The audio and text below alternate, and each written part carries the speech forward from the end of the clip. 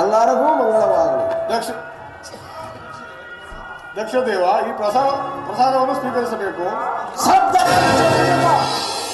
ಹಿರಿಯರಿಂದ ಕಿರಿಯರಿಗೆ ಮನ್ನಣೆ. ವಿವೇಕಿಸು ದಕ್ಷ ಬ್ರಹ್ಮ. ಕಿರಿದಾದ ಒಟ್ಟು ಬೀಜವು ವಿಶಾಲವಾದ ಮರವನ್ನು ಹೊಂದುತ್ತದೆ. ವೃಕ್ಷವನ್ನು ಒಳಗೊಂಡ ದ್ವಿಜಕ್ಕೆ ಕುಂದಿಲ್ಲ. ದಾನ ಬ್ರಹ್ಮ, ನಾನು ಬರ್ತೀನೆಂದು ನಿನ್ನೊಡನೆ ಹೇಳಲಿಲ್ಲವೇ?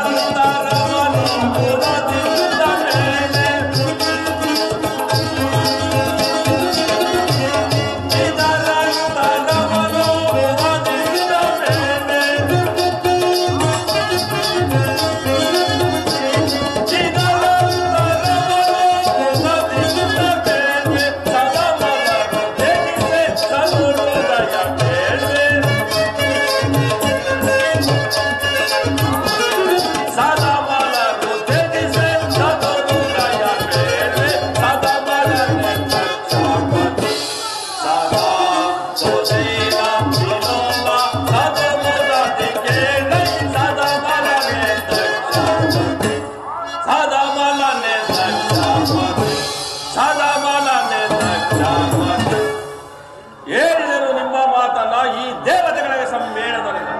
ಆದರೂ ಕಾರ್ಯವು ಮಿಂಚಿ ಹೋಯಿತು. ಈ ದಕ್ಷನ ಮಾತು ಉಲ್ಲಂಘನೆ.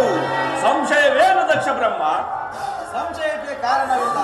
ಸದಾಶಿವ ಮೂರ್ತಿಯು ಸರ್ವ ಲೋಕಗಳ ಕ್ಷೇಮವನ್ನು ಹಾರೈಸುತ್ತಿರುವುದು. ಏನು ಹೇಳಿದೆಯೋ ಸತ್ಯವಂತಕ. ಶಾಂತನಾರು ದಕ್ಷ ಬ್ರಹ್ಮ. ಶಾಂತಿಯ ನೆಲೆಸಿರುವ ಶಾಂತಮೂರ್ತಿಯ ಮುಂಗಡೆಯಲ್ಲಿ ದಿಟ್ಟತನವೇ. ಪರಮೇಶ್ವರಿ ನೆರೆದ ಸೂರಗಂಧರ ಗುಂಪಿನಲ್ಲಿ ನೀನೊಬ್ಬ ಹಿರಿಯನೆಂದು ಸುಮ್ಮನಿರಬೇಕಾಯಿತು.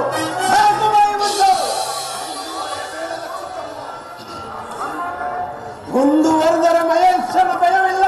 ಮೃಗದೇವ, ನಾನು ಮಹೇಶನ ಭಯಕ್ಕಾಗಿ ಮಾತನಾಡಲಿಲ್ಲ, ನಿನ್ನ ಹಿತಕ್ಕಾಗಿ ಮಾತನಾಡಿದೆನು. ಅದನ್ನು ನಾನು ಬಲ್ಲೆನು. ಆ ಶಿವ, ಈ ಶಿವ ಸದಾಶಿವನೆಂದು ಹೊಗಳುತ್ತಿರುವರ ಆ ಗೊಡ್ಡು ಬರುವನನ್ನು, ಈ ಬ್ರಹ್ಮನಂತ ಗೊಡ್ಡು ವೈದಿಕರು ಅವನೆಲ್ಲಿ ಆ ತಾಂಬ ಶಿವ?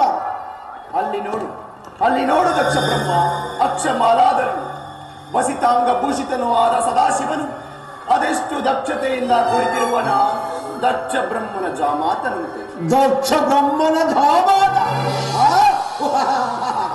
ದಕ್ಷ ಬ್ರಹ್ಮನ ಜಾಮಾತ.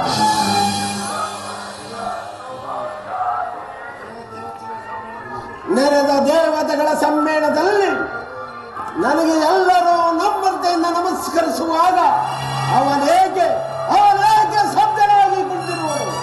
ದಕ್ಷ ಬ್ರಹ್ಮ, ಅದೊಂದು ಹಳಿಯಮ್ಮ ಒಂದಿನ ಮೌನ. ಋಷಿದೇವ ಬಾಯಲ್ಲಿ ಮೌನವಾಗಿದ್ದರೆ ಕೈಯಲೇಕೆ ನಮಸ್ಕರಿಸಬಾರದು? ಅವನೇನು ಸದಾಶಿವನು ಅಲ್ಲ, ಅವನು ಮಾರಿ. ದಕ್ಷ ಬ್ರಹ್ಮ, ಮಹಾದೇವನನ್ನು ಮಾರಿ ಎಂದೆನಬೇಡ. ಮಾರಿನಂತೆ ಮುರಿದು ಮುರದೇಳುವ ಮನವನ್ನು ಮನ್ನಿಸಿ ಮಹಾದೇವನ ಭಕ್ತಿಯಲ್ಲಿ ಮನವಿಡಬೇಕು. ಅಂತೆ ಪರಮೇಶ್ವರ ಮುಂಗಡೆಯಲ್ಲಿ ಯಾರ ಪೌರುಷವು ನಡೆಯಲಾರದು. ಚಂದ್ರಮ,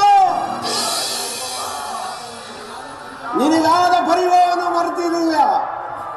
ನಿನ್ನ ಮುಂಗಡೆಯಲ್ಲಿ ಮಹಾದೇವನಿಗೆ ಮತ್ತೊಂದು ಪ್ರಾಯಶ್ಚಿತ್ತವನ್ನು ಕಳಿಸುವೆನು ನೋಡು.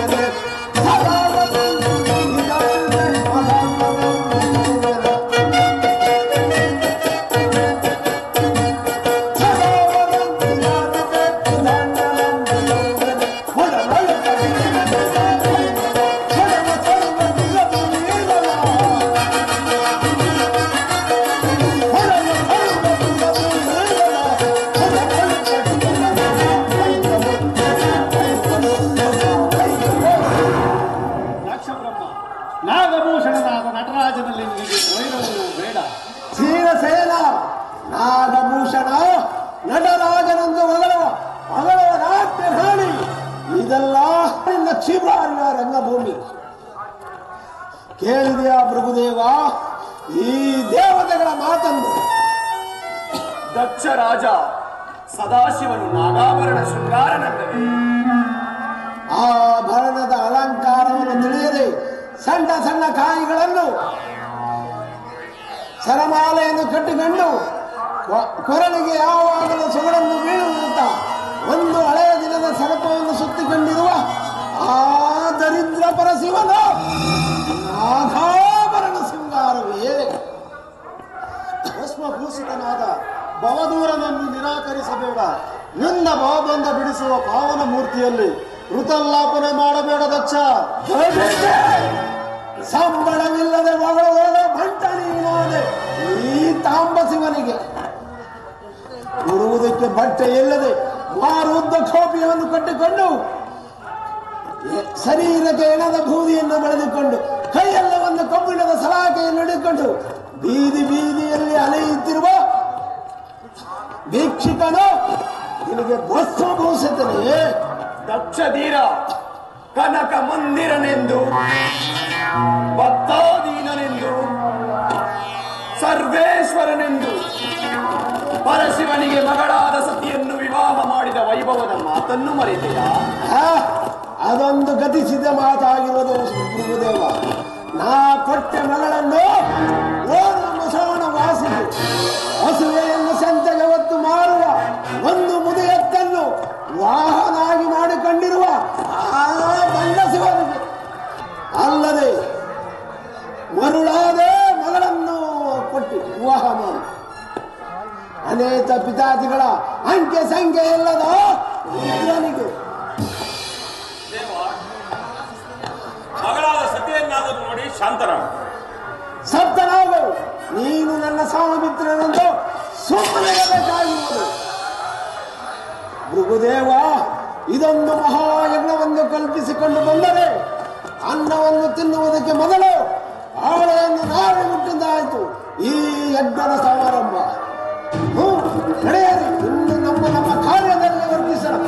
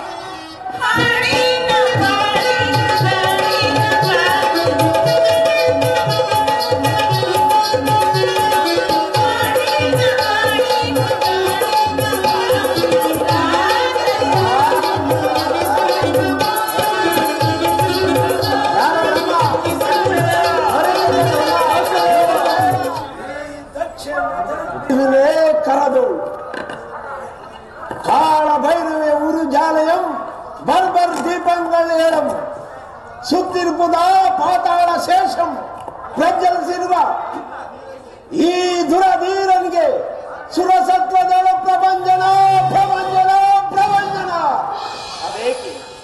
ಅದೇಕೆ ಪಶ್ಚಾತ್ತಾಪದಿಂದ ಪರಿತಪ್ಪಿಸುತ್ತಿರುವೆ ದಕ್ಷೇಂದ್ರ? ನಡೆದ ಮಹಾಸಭೆಯಲ್ಲಿ ವಿದ್ಯಾಧರನ ನೆಗೆಯಿಡಲು ನನಸಾಯಿತು ಭೃಗುದೇವ. ಅಷ್ಟು ಮಾತ್ರಕ್ಕೆ ನವಬ್ರಹ್ಮಗಳ ಅಧಿನಾಯಕನಾದ ವೇದವಾದ ಅರಸನ್ನು ಚಿಂತಿಸಬಾರದು. ದಕ್ಷ ದೇವ, ಜಂಬುಕದ ಕೂಗು ಗಗನಕ್ಕೆ ಕೇಳಿಸುತ್ತದೆ. ಅಂದ ಮೇಲೆ ಆ ದೇವತೆಗಳಿಂದ ನಮಗೆ ಏನಾಗಬೇಕು? ಆಗಬೇಕಾದ ಕಾರ್ಯವನ್ನು ಆಗು ಮಾಡಿದನೋ ಈ ಭೃಗುದೇವ. ಹಿಂದಿರುಗಿ ನೋಡಿ, ಪ್ರತಿ ಒಂದು ಹೆಜ್ಜೆ ಹೆಜ್ಜೆಗೂ ಹತ್ಯೆ ಪ್ರಮಾಣವಾಯಿತು. ರಾಜೇಂದ್ರ ಶಾಂತನಾಗು. ಅಪಮಾನವು ಒಂದು ಕಾಲದಲ್ಲಿ ಅಪಘಾತವಾಗುವುದು. ಅಪಘಾತ ಅಪಘಾತ. ಓ ದಾವಾಗ್ನಿಯಂತೆ ದಗದಗಿಸುತ್ತಿರುವ ಜಠರಾಗ್ನಿಯನ್ನು ನಂದಿಸಲು ಸ್ಥಳವಿಲ್ಲ ಈ ಬ್ರಹ್ಮಾಂಡದಲ್ಲಿ. ದಕ್ಷಿಣ ಪರಿಭವದ ಸಪ್ತಧಾರಿಯಲ್ಲಿ ಪ್ರಜ್ವಲಿಸುತ್ತಿರುವ ಈ ನನ್ನ ಕರಕಂಡವನ್ನು ಸಪ್ತಾಂಗದಲ್ಲಿ ಎದ್ದಲೇ ಜಲನಿಧಿ ಸ್ವಾನಿತವಾಗಿ ನವಬ್ರಹ್ಮರುಗಳ ಕಳಂಕಿನ ಚಿಂತೆ. ಆ ಕಾರ್ಯವು ಭೃಗುದೇವನಿಗೆ ಮೀಸಲಾಗಿರುವುದು. ಭೃಗು ಅಂದಿನ ಪರ್ವದಲ್ಲಿ ಹಿಂದಿರುಗಿ ನೋಡಿ ಚಕಿತನಾಗಿದನ ಈ ಗುರುದೇವ. ಆತ್ಮಹತ್ಯದ ಅಪಮಾನದಲ್ಲಿ ಈ ದಕ್ಷಿಣ ಈರ ರಸವು ತೇಲಾಡುತ್ತಿರುವಾಗ ನಿಸ್ಸಾರವಾಯಿತು. ನಿಸ್ಸಾರ ಎಂದೆಂದಿಗೂ ಬ್ರಹ್ಮಯಜ್ಞ ಬಲಿತವಾದ ಭೃಗುದೇವನು ಚಕಿತನಲ್ಲ. ಅಂದಿನ ಪರಿಭವದಲ್ಲೇಕೆ, ಅಂದಿನ ದಿವಸವೇಕೆ ಶಾಂತಿ ಸಮ್ಮೇಳನ ಭೃಗುದೇವ? ಸಮ್ಮೇಳನವಲ್ಲ, ಶಿಲೆಯ ಮರೆಯಲ್ಲಿ ಅಡಗಿರುವ ಅಗ್ನಿ ಜ್ವಾಲೆಯಂತೆ ಮರೆಯಾಗಿದ್ದ ಕೋಪಾಗ್ನಿಯು ದಕ್ಷ ಯಜ್ಞದಲ್ಲಿ ಮಿಂಚಿನ ನಾಲಿಗೆಯಂತೆ ಮಿನುಗ ಹತ್ತುವುದು. ದಕ್ಷ ಯಜ್ಞ, ದಕ್ಷ ಯಜ್ಞ ಅದನ್ನು ಮಾಡುವರು ಯಾರು ಭೃಗುದೇವ?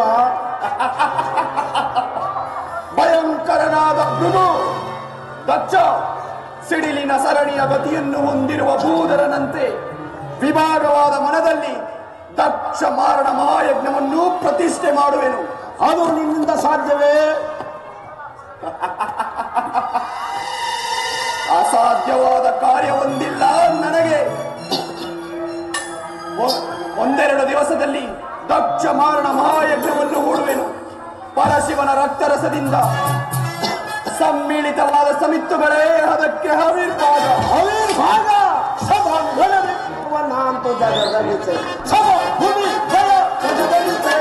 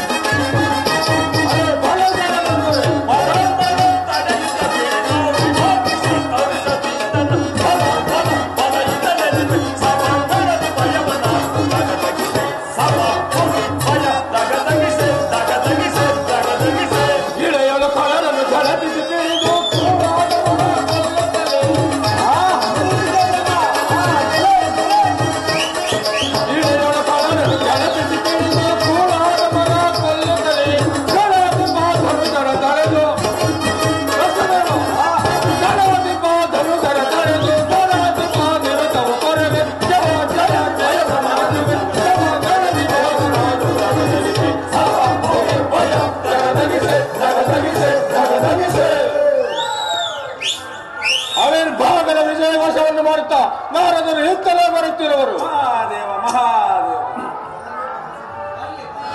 ಬರಲಿ, ಬಹಳ ಸಂತೋಷ. ಮಹಾದೇವ ಮಹಾದೇವ ಶಶಿಧರ ಚಂದ್ರ ಗೌರೀಶ ಕರುಣಮ ತೋರ ದೇವ ಮಹೇಶ ಶಶಿಧರ ಚಂದ್ರ ಗೌರೀಶ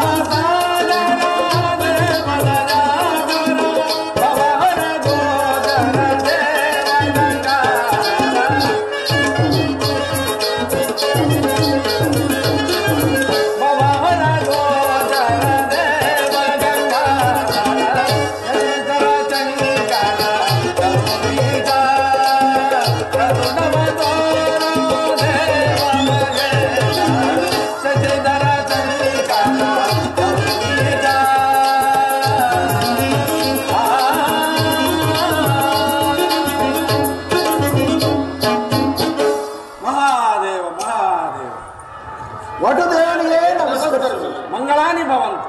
ದಕ್ಷ ಬ್ರಹ್ಮ, ಮರೀಚಿಕ, ಜಾಲ ಬ್ರಹ್ಮರು, ಭೃಗು ಋಷಿಗಳಿಂದ ಕೂಡಿದ ನಿನ್ನ ವೈಭವಕ್ಕೆ ಏನೆಂದು ಹೇಳ. ಇಲ್ಲ ಇಲ್ಲ, ನಾವೇನು ಹತಭಾಗ್ಯ. ಏಕೆ, ಏನಾಯಿತು? ಸತ್ರಯಾಗವನ್ನು ಪ್ರವೇಶಿಸಿದ ಮೇಲೆ ಮತ್ತೇನು? ಮತ್ತೆ ಭೃಗುದೇವನಿರುವಲ್ಲಿ ನಿನ್ನ ವೈಭವಕ್ಕೆ ದುರ್ಭೇದವೇ? ದುರ್ಭೇದ. ನಾಳೆ ಬೈಗಂದಿನೊಡೂಡುವೆನು ದಕ್ಷ ಮಾರಣ ಮಹಾಯಜ್ಞವನ್ನು. ಬಹಳ ಸಂತೋಷ. ಹೂಡಲೇಬೇಕು ದಕ್ಷನಿಗಾಗಿ ಮಾರಣ ಮಹಾಯಜ್ಞವನ್ನು. ಹೂಡುವವನು ನೀನಲ್ಲದೆ ಮತ್ತಾರು ಭೃಗುದೇವ? ಹೌದು ನಾರದ ಬ್ರಹ್ಮ, ನೀನೋರ್ವ ನವಬ್ರಹ್ಮರುಗಳ ಅಧಿನಾಯಕ. ನಮಗಾದ ಅಪಮಾನವು ನಿನಗಿಲ್ಲವೇ? ಅದಕ್ಕಾಗಿಯೇ ಬಂದಿರುವನು.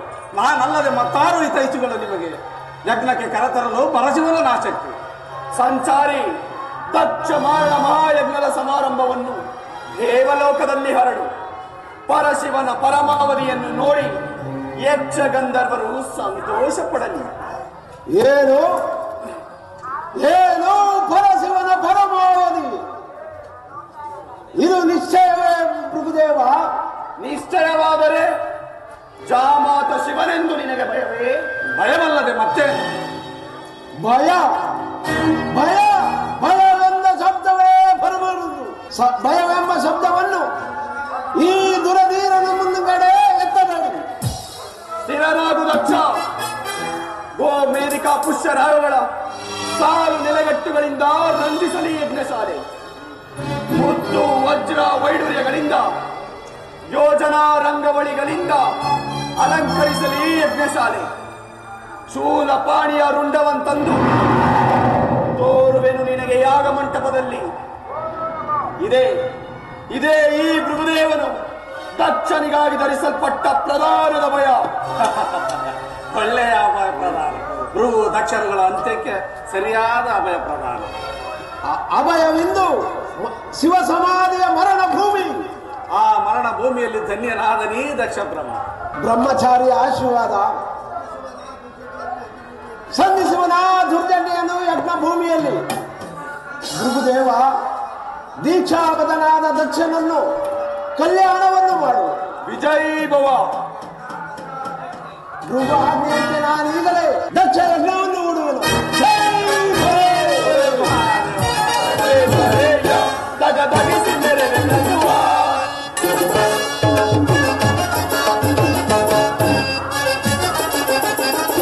ಕ್ರತುವಾ ನಾ ನಡೆಸಿ ನೋಡುವೆ ತಡೆಯ ದಗದಗಿಸಿ ಮೇರೆವೆ ಕ್ರತುವಾ.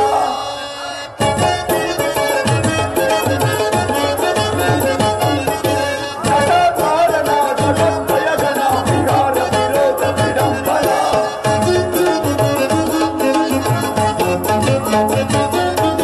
ಜಗತ್ಕಾರಣ ಜಗತ್ಪ್ರಯಗಣ ವಿಹಾರ ವಿರೋಧ ವಿಡಂಬನ. ಜರ ಮರಣದಯ ವಿಭಾತ ಭೃಗುವರ. ಜರ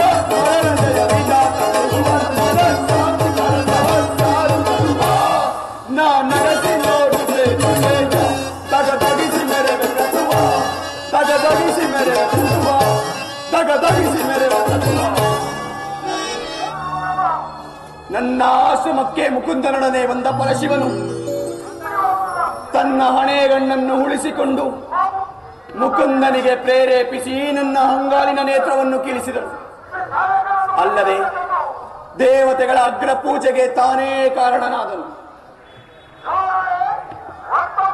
ಆದರೆ ನೆನ್ನಿನ ಶರವಣದ ಸತ್ರಯಾಗದಲ್ಲಿ ದಕ್ಷ ಬ್ರಹ್ಮನನ್ನು ನಿರಾಕರಿಸಲು ಅನೇಕ ಮಾತುಗಳು ಅನಿವಾರ್ಯವಾಗಿ ಹೆಚ್ಚಿದವು. ಯಾವುದಕ್ಕೂ ಪರಶಿವನು ಮಾತನಾಡಲಿಲ್ಲ. ದಕ್ಷನಾದರೂ ಪರಶಿವನಲ್ಲಿ ವೈರವನ್ನು ಸಾಧಿಸಲು ಹೊರಟಿರುವನು. ಅದು ದಕ್ಷ ಬ್ರಹ್ಮನ ಸಹಮಿತ್ರನಾದ ಜಾಲ ಬ್ರಹ್ಮನು ಇತ್ತಲೇ ಬರುತ್ತಿರುವನು. ಗುರುದೇವನಿಗೆ ನಮಸ್ಕರಿಸುವನು. ಬಾ ಜಾಲ ಬ್ರಹ್ಮ, ಸುಖಿಯಾಗಿರುವನೇ ದಕ್ಷ ಬ್ರಹ್ಮ. ಸುಖಿಯಾಗಿರೋನು, ಆದರೆ ನಿಮ್ಮನ್ನು ಜಾಗೃತೆಯಿಂದ ಕರೆತರಲು ನನ್ನನ್ನು ಕಳಿಸಿರೋನು. ಬಹಳ ಸಂತೋಷ. ಬಾಯಾರಿಕೆಯಿಂದ ಬಳಲುತ್ತಿರುವವರಿಗೆ ಮಂದ ಮಾರುತನಿಂದ ಕೂಡಿ ಪರಿಶೋಭಿಸುವ ಪದ್ಮ ಆಕರಣೆಯನ್ನು ಕಂಡಂತಾಯಿತು. ಅದಿರಲಿ, ಆ ದಕ್ಷ ಬ್ರಹ್ಮನಲ್ಲಿರುವನು. ಅವನು ಯಜ್ಞಶಾಲೆಗೆ ನಿಮ್ಮನ್ನು ಕರೆತರಲು ನನ್ನನ್ನು ಕಳಿಸಿ ತಾನು ಕಾರ್ಯಾರ್ಥವಾಗಿ ವೇದವತಿಯನ್ನು ನೋಡಿಕೊಂಡು ಬರುವೆನೆಂದು ಹೋಗಿರುವನು. ಜಾಲ ಬ್ರಹ್ಮ, ದಕ್ಷ ಬ್ರಹ್ಮನ ಜಾಮಾತರೆಲ್ಲರೂ ಬಂದಿರುವರೇ. ಅವನ ಸಹಸ್ರಾರು ಮಕ್ಕಳು ಯಜ್ಞಶಾಲೆಯಲ್ಲಿ ಪರಿಶೋಭಿಸುತ್ತಿರುವರೇ. ಇದರಲ್ಲಿ ಮುಖ್ಯವಾದ ಅಂಶವೇನೆಂದರೆ ದದೀಚಿ ಋಷಿಯು ಬರಲೇಬೇಕು. ಗುರುದೇವ, ನೀನೀಗಲೇ ಹೋಗಿ ದದೀಚಿ ಋಷಿಯನ್ನು ಕರೆದುಕೊಂಡು ಬಾ. ಗುರುದೇವ, ದಕ್ಷನು ಮಾಡುತ್ತಿರುವ ಯಾಗಕ್ಕೆ ದದೀಚಿಯು ಬೇಕಾಗಿಲ್ಲ. ಜಾಲ ಬ್ರಹ್ಮ, ಅವನು ಬಂದರೂ ಬಾರದಿದ್ದರೂ ನೆಪ ಮಾತ್ರಕ್ಕೆ ಕರೆಯಬೇಕಾಗಿರುವುದು. ಆಗಬಹುದು ಗುರುದೇವ. ಹರಿವರ ಕೃತಗಣ ಗಣದ ಗಣದ ಗತಿ ಗಮನ ಗತಿಯ ಗುಣದ.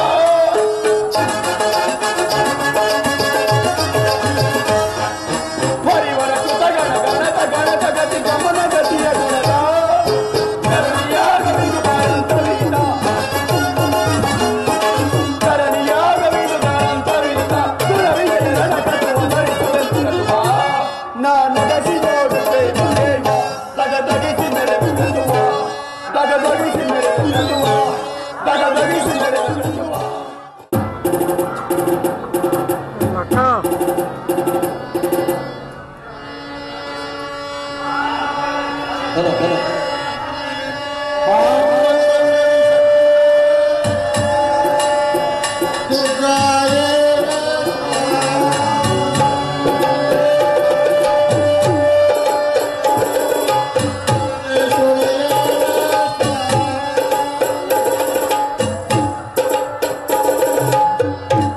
ಗುರುದೇವ, ಯಜ್ಞ ಸಮಾರಂಭವು ಸಾಂಗವಾಗಿ ನೆರವೇರಲಿಲ್ಲವೇ? ಪಾಪು ವಜ್ರದೇವಿ, ನಿನ್ನ ಮಾತ್ರಕ್ಕೆ ಕಣ್ಣಿಗೆ ಕಾಣುವ ಬ್ರಹ್ಮಾಂಡವನ್ನು ಸೃಷ್ಟಿಸುವ ಈ ಭೃಗುವಿನ ಯಜ್ಞಕ್ಕೆ ಭಂಗವೇ ದಕ್ಷಪತಿ. ನೈಋತ್ಯದಲ್ಲಿ ಹುಟ್ಟಿದ ಮೇಘ ಮಾರುತನು, ಮಿಂಚು ಗುಡುಗುಗಳಿಂದ ಹುಟ್ಟಿದ ಮಳೆಯು ತನ್ನಿಚ್ಛೆಯಂತೆ ಬೋರ್ಗರೆದು ಬೀಳುವಾಗ ಸಣ್ಣ ಸಣ್ಣ ಸೆಳೆಯೆಂದಿರವೂ ತಡೆಯುವುದಿಲ್ಲ. ಅಂತೆಯೇ ನಿರ್ವಿಘ್ನವಾಗಿ ನಡೆಯುವ ಈ ದಕ್ಷ ಮಹಾಯಜ್ಞವನ್ನು ತಡೆಯುವರಾರು? ಬಾಬು ಜಟಾಧಾರಿ, ನೀನಲ್ಲವೇ ನನ್ನ ಅಗ್ನ ಪೂಜಾದಾರನಾದ ಗುರುದೇವ. ಈ ವಿಚಾರದಲ್ಲಿ ನಿನ್ನ ಅಭಿಪ್ರಾಯವೇನು ಬ್ರಹ್ಮದೇವ? ಭವಾನಿ ಅರಸನಿಲ್ಲದ ಈ ಯಜ್ಞವು ಎಂದಿಗೂ ಫಲಿಸಲಾರದು. ಭವಾನಿ ಯಾರು? ಅವಳ ಅರಸನು ಯಾರು? ಭವಾನಿಯೇ ನಿನ್ನ ಮಗಳು. ಭವಾನಿ ಅರಸನೇ ನಿನ್ನ ಜಾಮಾತನು. ಪರಮೇಷ್ಠಿಯೇ ಆ ನಿನ್ನ ಜಾಮಾತನಾದ ಈ ಸಾಂಬ ಶಿವನಿಗೆ ಈ ದಕ್ಷಿಣದ ಆಸೆ? ದಕ್ಷಪತಿ, ಈ ಭೃಗುದೇವರ ಮಾತನ್ನು ನಂಬಬೇಡ. ಪರಮೇಶ್ವರಲ್ಲಿ ಹಠ ಬಿಡಿದು ಹಾಳಾದವರು ಹಲವರುಂಟು. ಒಡಿದವ ಹಳೆಯ ದಿನದ ಚರ್ಮಾಸ್ತಿಗಳನ್ನು ಧರಿಸಿರುವ ಅನಾಥ, ಒಂದು ಮುಖ ಸಾಲದೆಂದು ಬಹುಮುಖಗಳನ್ನು ಧರಿಸಿರುವ ವೈದಿಕ, ಪಿತಾಮಹನೆಂದು ಸಹನೆಯಿಂದ ಸುಮ್ಮನಿದ್ದೆ. ಸದಾಶಿವನೊಡನೆ ನಿನ್ನನ್ನು ನನ್ನ ತಪೋಗ್ನಿ ಜ್ವಾಲೆಗೆ ಹವಿರ್ಭಾಗವನ್ನಾಗಿ ಮಾಡುವೆನು. ಜಾಲ ಬ್ರಹ್ಮ ಅದೇಕೆ ಬರಲಿಲ್ಲ ಆ ನಾರಾಯಣನು ಈ ಯಜ್ಞಕ್ಕೆ? ಹೇಳಿದ್ರು ಆ ವಿಷ್ಣುವನ್ನು ಅದೇಕೆ ತಡ ಮಾಡಿದ ನೀ ಬರುವಾಗ ಆ ಜನಾರ್ದನನು ಏನು ಹೇಳಿದ? ಬಹು ವಿನಯದಿಂದ ಬನಿಸಿ ಖಂಡಿತ ಬರುವೆಂದು ಹೇಳಿ ಕಳಿಸಿರೋನು. ವಂದನ ಜನಾರ್ದನ, ಬಾ ಬಾ ನಾರಾಯಣ ಮೂರ್ತಿಯೇ ಬಾ. ದಕ್ಷ ಬ್ರಹ್ಮ ಅದರಲ್ಲಿ ಶಿವಮುಕ್ತ ಶಿಖಾಮಣಿಯಾದ ದದೀಚಿ ದೇವದಲ್ಲಿ ಅವನೇನು ಪೂಜ್ಯನು? ದದೀಚಿಗಿಂತ ಪೂಜ್ಯನಾದ ಋಷಿ ಇಲ್ಲ, ಮಹಾದೇವನಿಗಿಂತ ಅಧಿಕವಾದ ದೈವವಿಲ್ಲವೆಂದು ವೇದಗಳು ಕೈ ಎತ್ತಿ ಸಾರುತ್ತಿರುವುದು. ಜನಾರ್ದನ, ವೇದಗಳನ್ನು ನಾನು ನಿನ್ನಿಂದ ಕೇಳಿ ತಿಳಿದುಕೊಳ್ಳಬೇಕಾಗಿಲ್ಲ. ನೀನು ದದೀಚಿಯು ಒಂದೇ ವಂಶದವರಾಗಿರಬೇಕು. ನಿಮ್ಮೀರ್ವರಿಗೂ ವೇದವೇ ತಾಯಿ, ಮಹಾದೇವನೇ ತಂದೆ. ದಕ್ಷ ಬ್ರಹ್ಮ ಶಿವಭಕ್ತ ಶಿಖಾಮಣಿಯಾದ ದದೀಚಿ ದೇವನು ಬಂದಿರುವನೆಂದು ನನ್ನನ್ನು ಕರೆಯಿಸಿದೆಯಲ್ಲ, ಆ ಮಹಾತ್ಮನಲ್ಲಿ ಈ ಮಹಾಯಜ್ಞಕ್ಕೆ ಆ ದದೀಚಿಯೇನು ಪೂಜ್ಯನು? ಅದರಲ್ಲಿ ಸಂಶಯವೇನು ದಕ್ಷ ಬ್ರಹ್ಮ? ಕೇಳು, ಕಾಡಿನಲ್ಲಿ ದಟ್ಟವಾಗಿ ಬೆಳೆದ ಬಿದಿರು, ಸುಂದರವಾದ ವನದಲ್ಲಿ ಬೆಳೆದ ಬಾಳೆಯು ಫಲ ಬಿಟ್ಟು ಹಣ್ಣಾದರೆ ಅದಕ್ಕೆ ಕೇಡು ತಪ್ಪದು. ಹಾಗೆಯೇ ನಿನ್ನ ಕರ್ಮವೆಂಬ ಫಲವು ಹಣ್ಣಾಯಿತು. ದದೀಚಿ ಇಲ್ಲದ ನಿನ್ನ ಯಜ್ಞಶಾಲೆಯು ಬಸಿರಾದ ನೆಳ್ಳಿಯಂತೆ ನಾಶವಾಗುವುದು. ದಕ್ಷನೊಡನೆ ಮಾತೇನು ನಾರಾಯಣ? ಅಧಿದೈವನಾದ ನನ್ನಲ್ಲಿ ಮಾತನಾಡು. ನಿನಗೇಕೆ ಆ ವಿಚಾರ? ನೀ ದೈವವೋ ಅಧಿದೈವವೋ ಅದಾರಿಗೆ ತಿಳಿಯುತ್ತದೆ. ಹುಡುಗಾಟದ ಮಾತನ್ನು ದಕ್ಷನಿಗೆ ಬೋಧಿಸಿ ಈ ಆಳು ಉಳುಕು ಯಜ್ಞ ಮಾಡುವ ಹುಡುಗರಿಗುಂಟು ಅರ್ನಿಂದ ಶಿಕ್ಷೆ. ಕಣ್ಣನ್ನು ಕಳೆದುಕೊಂಡು ಕುರುಡನಂತೆ ಕಂಗಾಲಾಗಿ ಕಾಡಲೇಕೆ ಪರಶಿವನು ನಿಲ್ಲಿಸು ನಿನ್ನ ಯಜ್ಞವನ್ನು ದಕ್ಷದೇವ. ತುಂಬದಾರೆ ಸಾಕು, ಬಾಯಿ ಮುಚ್ಚು, ಇಲ್ಲವಾದ್ರೆ ನಿಮಗೆ ಪ್ರಾಯಶ್ಚಿತ್ತವಾಗುವುದು. ದಕ್ಷ ಬ್ರಹ್ಮ ಕೇಳಿದೆಯಾ ಪ್ರಾಯಶ್ಚಿತ್ತದ ಮೊದಲನೇ ಕಾಲವನ್ನು? ಅದರಿಂದ ನಿನಗೇನಾಗಬೇಕು? ಸಾಕು, ಬಾಯಿ ಮುಚ್ಚು. ಯಜ್ಞ ಕಾರ್ಯದಲ್ಲಿ ಭೃಗುಸೊಡನೆ ಮುಂದುವರಿಯುವ ಜನಾರ್ದನ, ಮುಂದುವರಿ ಭೃಗುದೇವ.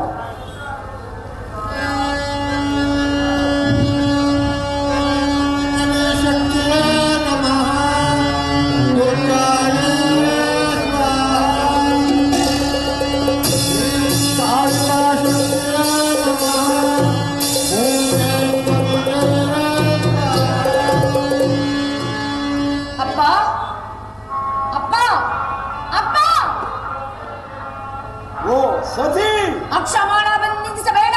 ದಕ್ಷ ದೇವನನ್ನು ನಿಂದಿಸಬೇಡ. ಶಾಂತನಾಗು. ಶಾಂತಿಯಿಲ್ಲ. ದಕ್ಷ ದೇವ ನನ್ನ ಪಾಲನ ದೈವ. ದಕ್ಷ ದೇವನು ನಿನ್ನ ಭಾಗದ ವೃತ್ತಿ. ಮೃತ್ಯುಂಜಯನಲ್ಲಿ ಬೇಡಬೇಡ.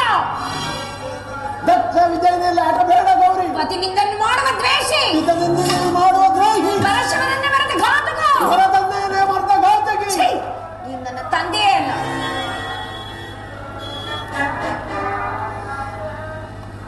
ಏನಂದೆ? ನೀನು ನನ್ನ ತಂದೆಯಲ್ಲ, ತಂದೆಯಲ್ಲ, ತಂದೆಯಲ್ಲ.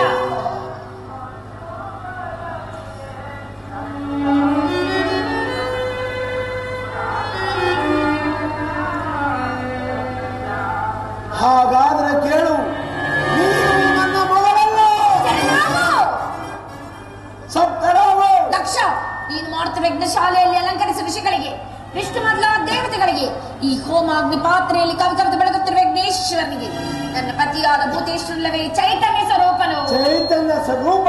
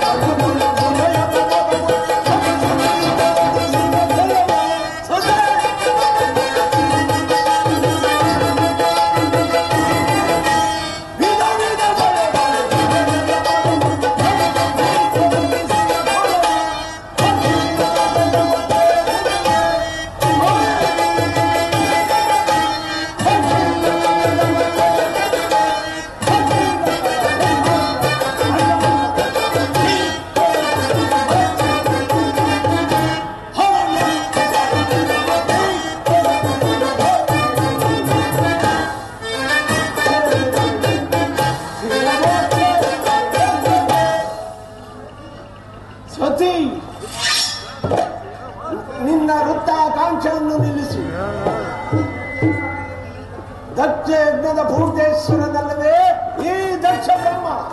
ಯಜ್ಞಾಧಿಕಾರಿಯೇ ಅನ್ನು ಕಾಣುವ ಮುಂದೆ ಗೌರಿ ಕ್ಷಮಿಸಿರುವನು. ಎಚ್ಚರಿಕೆ! ಭಯಂಕರವಾದ ಕಾಡಿನಲ್ಲಿ ಅದ್ಭುತ ಪ್ರವಾಹದಿಂದ ಉಂಟಾದ ನದಿಗಳು ತಮಿಚ್ಛೆಯಂತೆ ಹರಿದಾಡಿ ದಡವನ್ನೆರಡು ಕೆಡಿಸಿಕೊಳ್ಳುವಂತೆ ಮೃಗೋ ದಕ್ಷ ಎಂಬ ನದಿಗಳು ಇಹಪರ ದಡವನ್ನು ಕೆಡಿಸಿಕೊಂಡು ನಾಶ ಅಂತ ಬೇಡ. ಆ ಭಯಂಕರವಾದ ನಕ್ಷೆಯಿಂದ ಅದೊಂದು ಗಂಗಾ ಪ್ರಭು ಹೊರಹೊಮ್ಮ ತನಕ ಶಾಂತಿ ಇಲ್ಲ. ಅಂತಹ ಪವಿತ್ರವಾದ ಗಂಗಾ ಜಲದಲ್ಲಿ ನಿನ್ನಂತಹ ದಕ್ಷ ಬ್ರಹ್ಮಗಳು ಕೋಟಿ ಕೋಟಿ ಮುಳುಗಿ ನಾಶ ಹೊಂದುವರು.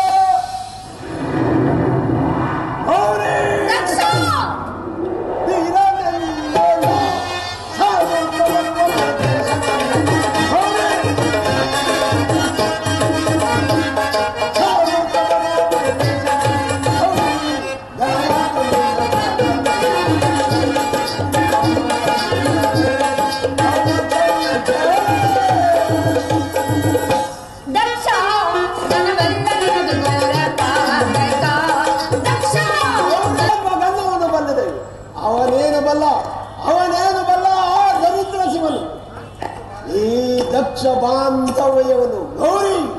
ದಕ್ಷ ದಕ್ಷ ದಸಗಿಟ್ಟು ಹಂಬಲಿಸಬೇಡ. ದರಿದ್ರದ ಪುಣ್ಯನಿಧಿಯೋ ನನ್ನ ಪರಶಿವನು. ಯಾವ ಶಿವ ಎಂದರೆ ಅಕ್ಷರವನ್ನು ಅಂತ್ಯಕಾಲದಲ್ಲಿ ಉಚ್ಚರಿಸುವರು. ಗೌರವಾದಿ ಕುಂಬಿ ನರಕಾದಿ ಪಾತಕಗಳನ್ನೇ ನಿವಾರಿಸಿಕೊಳ್ಳುವರು.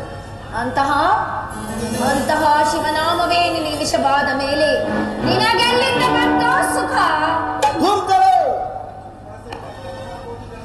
ಅವನನ್ನು ಬಳಸಿರುವ ಅಷ್ಟ ಮಹಾನ್ ಘಾಟು ಗಣಗಳೇ, ದಕ್ಷಕ್ಕೆ ಆವಿರ್ಭಾವವನ್ನು ಭಾವಿಸಿರುವ ಯಜ್ಞವನ್ನು ನೋಡು ಗೌರೇ, ಯಜ್ಞವನ್ನು ನೋಡು.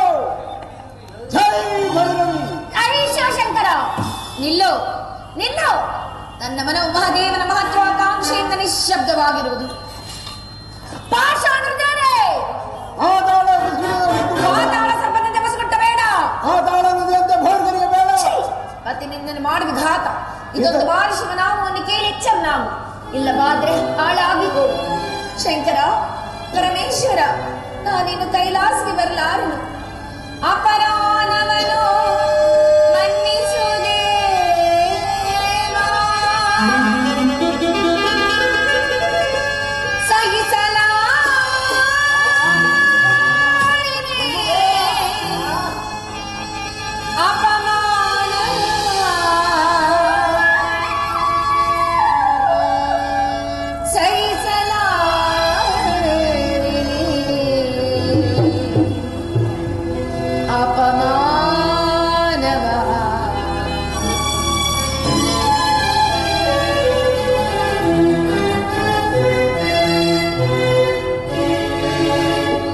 ಪ್ರಳಯ ರುದ್ರನೇ ಬಾ,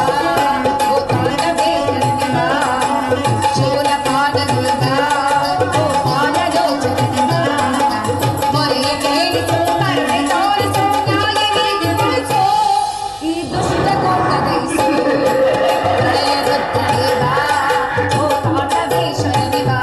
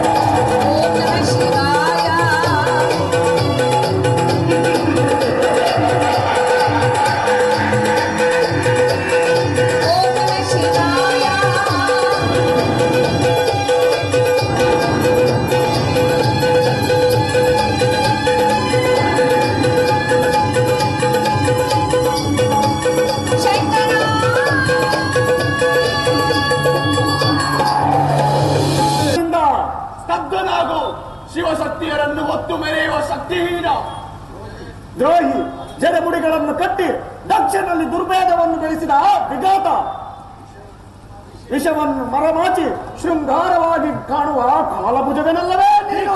ನಂದೀಶ್ವರ, ಸಣ್ಣ ಸಣ್ಣ ಕಲ್ಲು ಬಂಡೆಗಳಲ್ಲಿ ವಾಸ ಮಾಡುವ ನಿನಗೇಕೆ ಈ ಸುವಿವೇಕದ ವಿಚಾರ? ನೀನೇನು ದಕ್ಷನಂತೆ ರಾಜನೋ ಅಥವಾ ಭೃಗುವಿನಂತೆ ಪೂಜ್ಯನೋ? ಅಲ್ಲಿ ನೋಡು ಋಷಿ, ನಿನ್ನ ಯಜ್ಞದೇವಿಯು ಮೌನವಾಗಿ ಕುಳಿತಿರುವಳು. ಅವಳೇ ಮಹಾಕಾಳಿ, ಪರಮೇಶ್ವರನ ಅರ್ಧಾಂಗಿ. ಅವಳ ಮನಗೆಟ್ಟರೆ ಪರಶಿವನು ಕೋಪಿಸಿಕೊಳ್ಳುವನು. ಮನಗೆಟ್ಟಳ ಸತಿ ತನ್ನ ಮೂರ್ಖತನದಿಂದ. ನೀನು ಪರಮೇಶ್ವರನು ಕುಪಿತನಾದರೆ ನನ್ನನ್ನು ಮಾಡುವುದೇನು? ಭೃಗು, ಕಣ್ಣೊಂದು ಹಾಳಾಯಿತು. ಇವರೀರುವರ ಕೋಪದಲ್ಲಿ ನಿನಗಾಗುವುದಿನ್ನುಳಿದೆರಡು ಕಣ್ಣುಗಳಿಗೆ ಪ್ರಾಯಶ್ಚಿತ್ತ. ಧೂರ್ತ, ಯಾರೊಡನೆ ನಿನ್ನ ಮಾತು? ನಿನ್ನ ತನು ಮನವನ್ನು ಯಜ್ಞದೇವಿಗೆ ಹವಿರ್ಭಾಗವನ್ನಾಗಿ ಮಾಡುವೆನು. ಜೈ ಭೈರವ. ಸಂಧಿಸುವನು ಶೀಘ್ರದಲ್ಲಿ. ಮುಂದೆ ನಿನಗೆ ಗೊತ್ತಾಗುವುದು ನಿನ್ನ ಪ್ರಾಯಶ್ಚಿತ್ತ.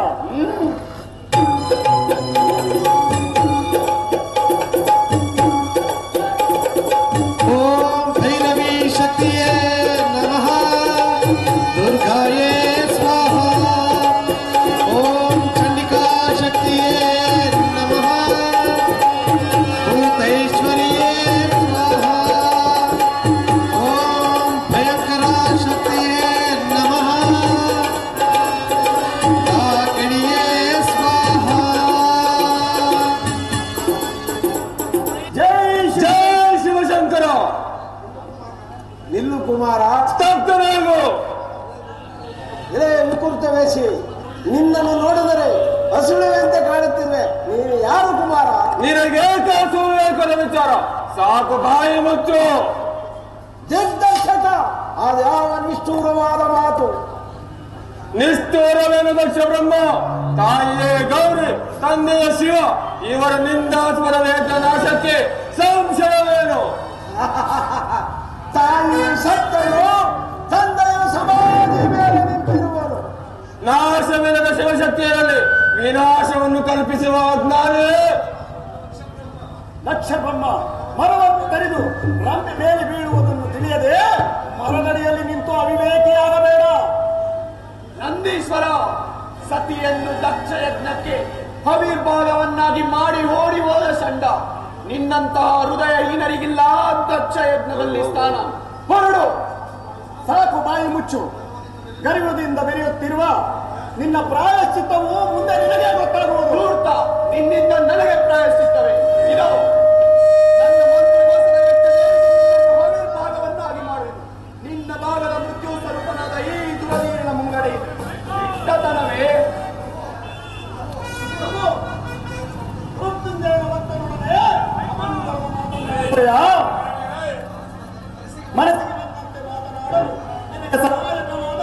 ದಂತಗಳಿಗೆ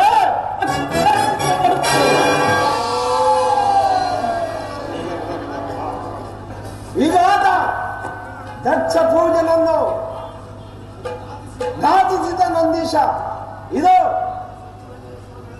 ನಿನ್ನನ್ನು ಸುತ್ತುಗಟ್ಟಿರುವ ಶಿವಗಣಗಳನ್ನು, ನಿನ್ನನ್ನು ನನ್ನ ಯಜ್ಞ ಭೂಮಿಗೆ ಅವಿರ್ಭಾಗವನ್ನಾಗಿ ಮಾಡಿದ ಬ್ರಹ್ಮ. ಸಪ್ತನಾಗು ವೀರಭದ್ರ.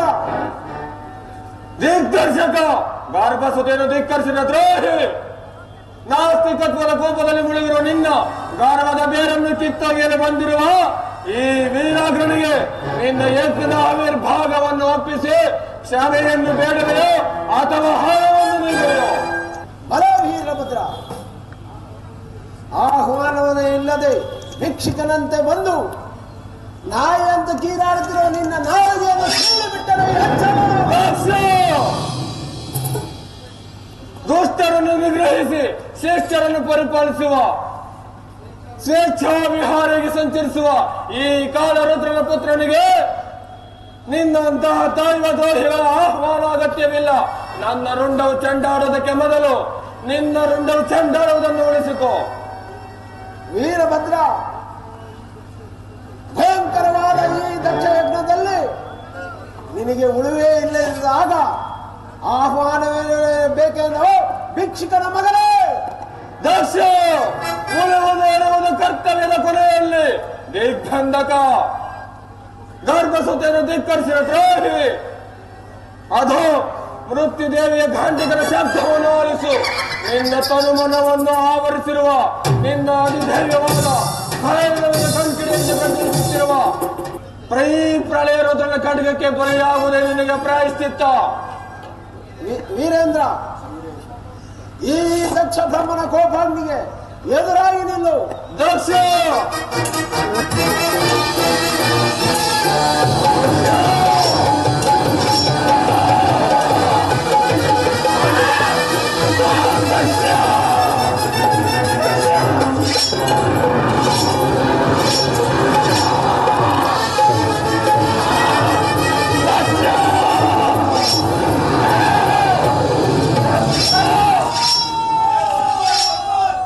ಪರಮೇಶ್ವರ, ನಾನು ಬಂದ ಕೆಲಸವಾಯಿತು, ಬೇಗ ಪ್ರಸನ್ನನಾಗು. ನಿನ್ನ ಸಾರ್ಥಕಕ್ಕೆ ಮೆಚ್ಚಿದನು ಕುಮಾರ. ಬ್ರಹ್ಮದೇವ, ವಿಷ್ಣು ಬ್ರಹ್ಮಾದಿ ದೇವತೆಗಳೇ, ನಿಮ್ಮ ಅಭಿಷ್ಟವನ್ನು ಕರುಣಿಸುವೆ. ವೀರಭದ್ರ ಕುಮಾರ, ಸರ್ವೇಶ್ವರ, ದಕ್ಷ ಬ್ರಹ್ಮನ ಶಿರಸ್ಸಲ್ಲಿ ನನ್ನ 32 ಆಜ್ಞೆಗಳಿಂದ ತ್ಯಜಿಸುವ ಶಿರಸ್ಸು ಹಾರಿ ಯಜ್ಞಕುಂಡದಲ್ಲಿ ಬಿದ್ದು ಅಗ್ನಿಗೆ ಆಹುತಿಯಾಯಿತು. ಪೂರ್ಣಾವತಿಗೆಂದು ತಂದು ಕಟ್ಟಿರುವ ಮೇಷ ಶಿರಸ್ಸನ್ನು ತೆರೆದು ಅವನ ರುಂಡವನ್ನು ದಕ್ಷ ಬ್ರಹ್ಮನ ರುಂಡಕ್ಕೆ ಸೇರಿಸು ಬ್ರಹ್ಮದೇವ. ಆಗಬಹುದು. ಹೇ ದಯಾಕರನಾದ ಶಂಕರ, ನಿನ್ನನ್ನು ನಿಂದಿಸಿ ಯಜ್ಞವೆಂಬ ದುಷ್ಕಾರವನ್ನು ಮಾಡಿದ ನನ್ನ ಅಪರಾಧವನ್ನು ಕ್ಷಮಿಸಬೇಕೆಂದು ಬೇಡುವನು ತಂದೆ, ಬೇಡುವನು. ದಕ್ಷ ಬ್ರಹ್ಮ, ನೀನು ಪುನರ್ಜೀವಿಯಾಗಿದ್ದರೂ ನನ್ನ ಭಕ್ತರ ಕಟ್ಟೆಯಲ್ಲಿ ಮೆರೆದು ವಿಖ್ಯಾತನಾಗ. ಧನ್ಯನಾದೆನು ಪರಮಾತ್ಮ, ಧನ್ಯನಾದೆನು. ಏ ಭೃಗುಋಷಿ, ಕಾಲಲ್ಲಿ ಕಣ್ಣನ್ನು ಮುಚ್ಚಿ ನಾನೇ ಶಿವನೆಂದು ನಿನ್ನನ್ನು ನಿಂದಿಸಿದ ನನ್ನ ಅಪರಾಧವನ್ನು ಮನ್ನಿಸು. ಭೃಗುಋಷಿ,